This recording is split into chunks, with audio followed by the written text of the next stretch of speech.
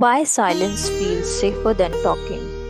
Sometimes silence feels safer than talking, not because you have nothing to say, but because you have learned that words, once they leave your mouth, don't always stay in control.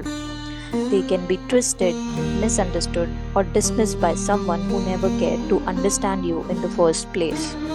So you stop trying, you swallow your sentences before they are born. You nod instead of explaining. You smile when you don't mean it, and slowly your silence becomes your armor.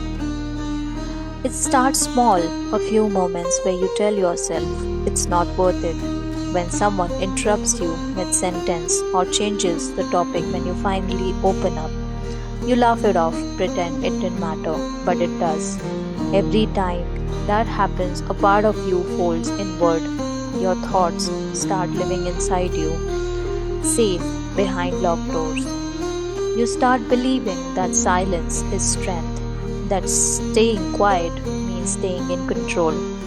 And maybe sometimes it is, because silence doesn't expose you, it doesn't invite judgment or rejection. It lets you exist quietly, safely, unseen. But after a while, silence becomes heavy. It's not just peace, it's pressure. The kind that sits on your chest when you want to speak but can't. When you rehearse conversations in your head that never make it out loud.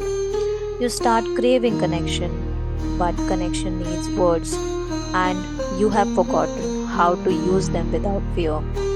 You want someone to listen, but you are scared of being misunderstood again. So you stay silent, hoping that maybe someone will hear what you are not saying.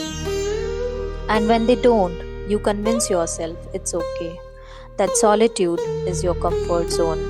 That being quiet means peaceful. But deep down, you know, sometimes your silence isn't calm, it's exhaustion. It's not peace, it's protection. And it's not strength, it's survival. Sometimes there's something beautiful about silence too. It teaches you to listen, to feel the world in its rawness, the rain, the wind, and your own breath. It gives you space to think before reacting, to reflect before speaking, and in that stillness, you start hearing your true voice again, and one that doesn't shout but doesn't hide either. Maybe that's what healing sounds like.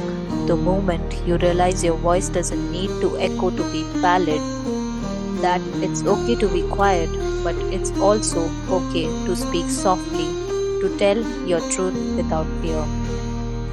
So, yes, silence feels safer than talking because silence never interrupts you, never mocks you, never asks you for more than you can give. But safety isn't the same as freedom, and one day you will be ready to speak again. Not to be understood, not to be loud, but simply to be heard by yourself first.